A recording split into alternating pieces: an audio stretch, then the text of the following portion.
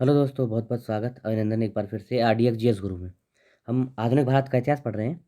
उसमें आज एक नया चैप्टर शुरू करेंगे, रोलोट एक्ट और खिलाफत आंदोलन। ठीक है, चलो शुरू करते हैं। टाइम बहुत इंपॉर्टेंट है ना, टाइम वेस्ट नहीं करते हैं। चलो शुरू करते हैं। पहला क्वेश्चन है, भारतीय स्वतंत्रता संग्राम के दौरान रोलोट एक्ट ने किस कारण से सार्वजनिक रोष उत्पन्न किया? मतलब क्यों क्यों से लोग नाराज थे, ये पूछ रहा है। क्या हुआ? सरकार ने 1917 में न्यायाधीश सिडनी रॉलॉट की अध्यक्षता में एक समिति गठन किया, जिसका उद्देश्य क्या था? आतंकवाद को कुचलने के लिए एक प्रभावी योजना बनाना। इसी के सुझावों पर मार्च 1919 में एक विधेयक पारित हुआ, जिसको रॉलॉट एक्ट के नाम से जाना जाता है, रॉलॉट अधिनियम के नाम से जाना जाता है। अंग्रेजी सरकार जिसको चाहे, इसे इसमें क्या प्रावधान थे? सरकार जिसको चाहे जब चाहे बिना मुकदमा, बिना अपील, बिना दलील के गिरफ्तार कर सकती थी। इसी को काला कानून भी बोला गया।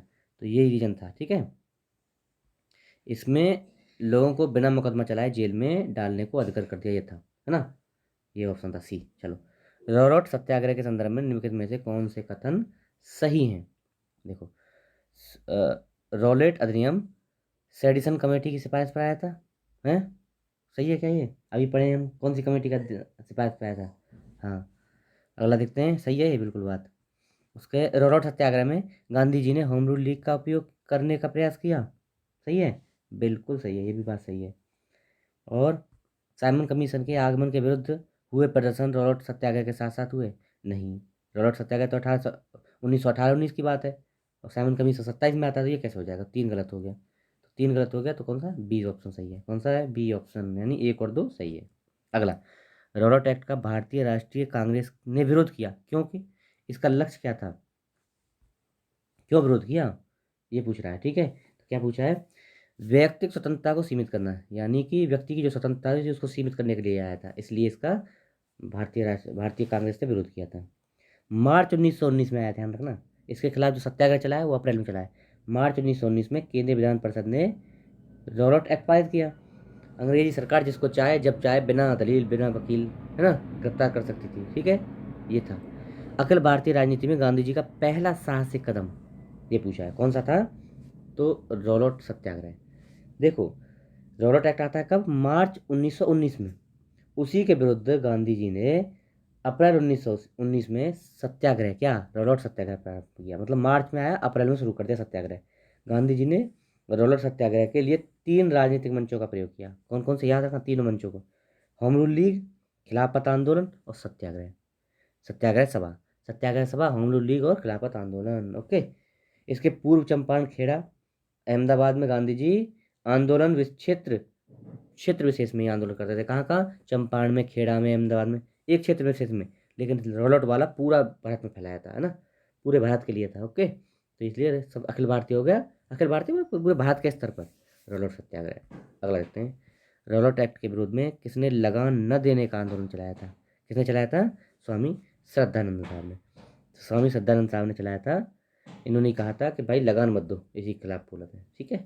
The anarchical and revolutionary crime act 1919 को सामान्य बोलचाल में क्या बोलते हैं? रॉलॉट एक्ट, इसी का नाम था।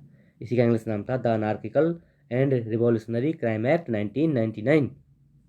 ठीक है, चलो, सिडनी रॉलॉट के उस पर आया था ये, अध्यक्षता में। अगला, काफ़ी संख्या में लोग अमृतसर के जलियांवाला बाग में 13 अप्रैल 1919 को एकत्र हुए थे। क्यों एकत्र हुए थे? एक गिरफ्तारी के विरोध में थे। किसकी गिरफ्तारी के विरोध में थे? इनमें से कौन है? सैफुद्दीन किचलू और डॉक्टर सत्यपाल। डॉक्टर सैफुद्दीन किचलू और डॉक्टर सत्यपाल, पंजाब के दो लोकप्रिय नेता सैफुद्दीन किचलू और डॉक्टर सत्यपाल की गिरफ्तारी और ब्रिटिश दमन का विरोध करने के लिए 13 अप्रैल 1919 को बैसाखी के दिन अमृतसर के जलियांवाला बाग में एक सार्वजनिक सभा इकट्ठी हुई थी, जहां जनरल रेगिनेल्ड एडवर्ड हैरी डायर, याद रखना, REH डायर बोलते हैं इसको, निहत्ती भीड़ पर इसने गोली चलवा दी और कम से कम 1000 लोगों की मृत्यु हो गई, हत्या कर दी इसने। अच्छा, इस घटना के बाद रविन्द्रनाथ टैगोर ने ब्रिटिश सरकार द्वारा प्रदान की गई नाइट की उपाधि वापस कर दी और शंकर नायर ने वायसराय की कार्यकारिणी से इस्तीफा दे दिया। ये थी दो तीन घटनाएं। ठीक है। अगला, 30 मई 1919 को अपना अलंकरण, ऑनर, भारत सरकार को लौटाने वाले व्यक्ति थे। किसने लौटाया था? अभी पढ़े तब हम। किसने? बताओ यार, आप भी तो कुछ बताया करो। रविन्द्रनाथ टैगोर ने। देखो रविन्द्रनाथ टैगोर साहब को नाइट की उपाधि दी गई थी, तो उन्होंने 30 मई को ये वापस कर दी, कब 1919 में। और टैगोर ने कहा समय आ गया है जब सम्मान के तमगे अपमान के भेद के संदर्भ में हमारे कलंक को सुस्पष्ट कर देते हैं। जहाँ तक मेरा प्रश्न है, मैं सभी विशेष उपाधियों से रहित होकर अपने देशवासियों के साथ खड़ा होना चाहता हूँ, ये बोला था उन्होंने ना। अगला, जलियांवाला बाग हत्याकांड के विरोध में वायसराय की कार्यकारिणी से परिषद से सदस्यता से इस्तीफा किसने दिया? शंकर नारायण साहब ने। अभी पढ़े थे हम लोग, अभी पढ़े थे ना, शंकर नारायण साहब ने वायसराय की कार्यकारिणी से इस्तीफा दे दिया। रविन्द्रनाथ टैगोर ने नाइट और एक और उपाधि थी सर, नाइट और सर 2 उपाधि थी, दोनों को वापस कर दिया। अगला, निम्नलिखित घटनाओं का सही क्रम लगाना है आपको, ठीक है। तो जलियांवाला बाग कब हुआ? 1919 में हुआ है, ये सब 1919 की घटना है। देखो सबसे पहले सत्यपाल, डॉक्टर सत्यपाल को बंदी बनाया गया। उसके बाद जलियांवाला बाग में लोग इकट्ठे हुए, जब तो नरसंहार होगा। और अमृतसर का कांग्रेस अधिवेशन 1919 वाला, ये सबसे लास्ट में होता है, यानी 2-1-3, 2-1-3 ऑप्शन ए इज करेक्ट, ठीक है। 2-1-3, इसमें 4 ऑप्शन नहीं आए, कोई बात नहीं, 2-1-3 इज सही है इसका। ओके, अगला, हंटर आयोग की नियुक्ति की गई थी, किस लिए की गई थी? तो वही जलियांवाला बाग हत्याकांड के बाद इसकी जांच के लिए हंटर आयोग, हंटर कमीशन का गठन किया गया। कमीशन ने मार्च 1920 में, कब की घटना है ये? 13 अप्रैल 1919 की है। मार्च 1920 में अपनी रिपोर्ट प्रस्तुत की और दुर्घटना के लिए सरकार को दोषी नहीं बताया। साथ ही हंटर कमीशन ने डायर के इस कार्य के लिए केवल निर्णय लेने की भूल, बोला केवल उसके निर्णय लेने में गलती हुई, डिसीजन में गलती हुई, यही बोला बस। इस पे जो है भारत लोग बहुत नाराज हुए थे। जलियांवाला बाग हत्याकांड के लिए जिम्मेदार ओ डायर को निम्न में से किसने मारा था? किसने मारा था? महान क्रांतिकारी ऊधम सिंह साहब ने। 1940 में ऊधम सिंह ने जलियांवाला बाग नरसंहार का बदला लेने के लिए इस हत्याकांड के उस टाइम के पंजाब के लेफ्टिनेंट गवर्नर रहे कौन? Sir Michael O Dyer, O Dyer को मारा था। REH डायर था वो, तो जिसने गोली मारी थी। तो इसको कहाँ मारा था? लंदन में, लंदन में इसको गोलियों से भून दिया है ना। और इनको गिरफ्तार कर लिया गया था ऊधम सिंह साहब को, और उनको फांसी दी गई बाद में फिर।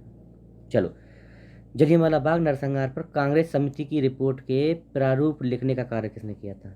तो मतलब कांग्रेस समिति की रिपोर्ट को लिखने का प्रारूप पे किसने काम किया था? ये काम किया था हमारे साहब गांधी जी ने।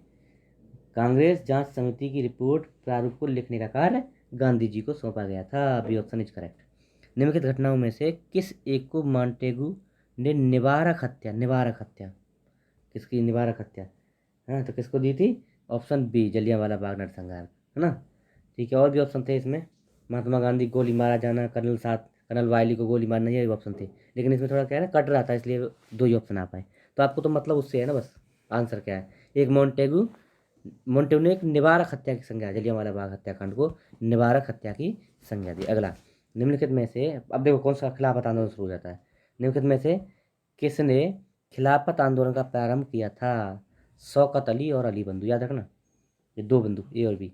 ए और मतलब पहला ऑप्शन 1 और 2 सही है। खिलाफत आंदोलन की स्थापना किसने की, किसने चलाया था?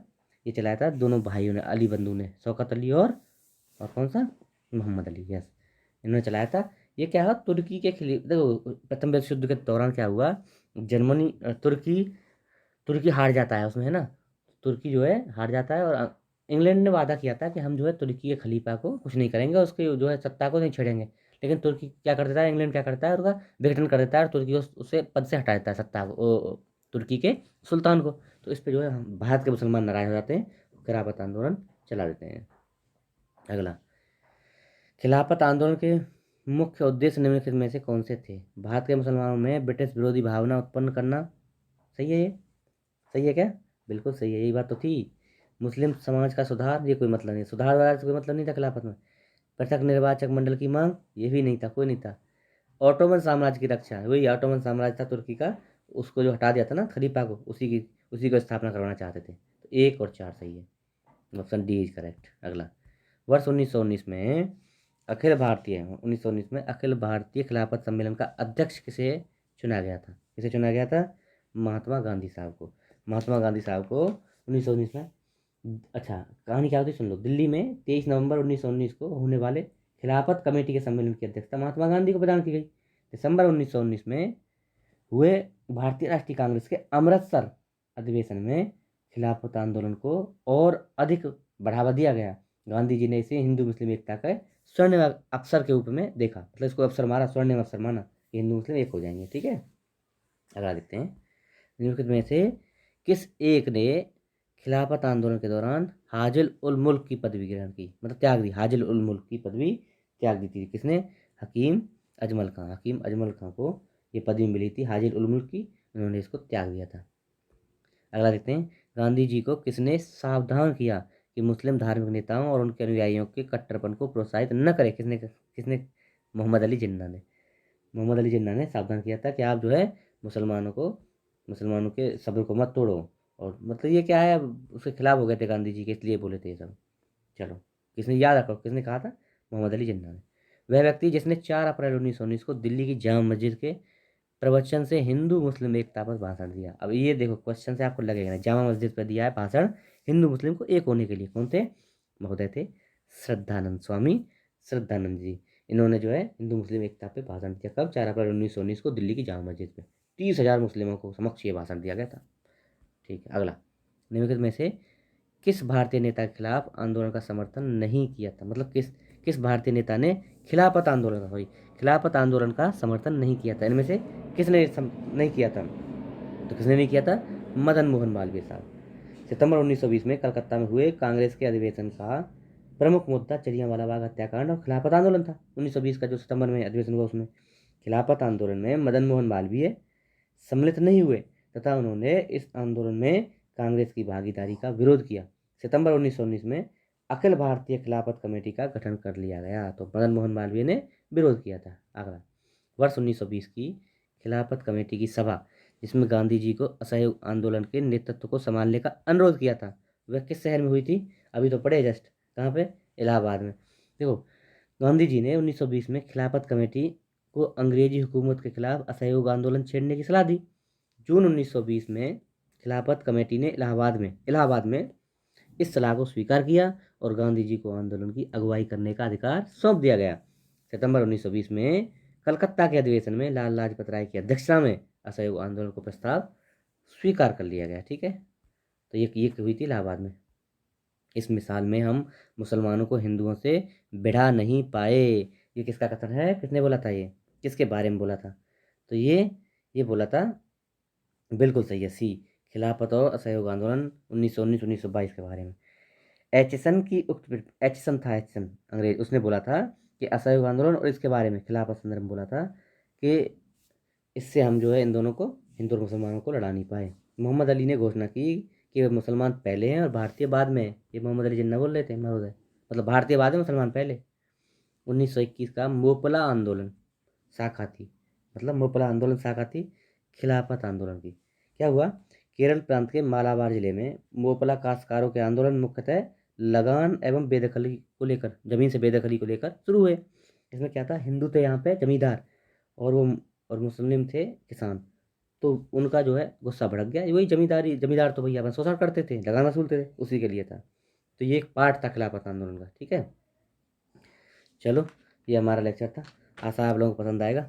शेयर वेयर करते रहिए लोगों को, बताइए। ठीक है, सब्सक्राइब करवाइए थोड़ा सा, है ना? Okay, thank you so much.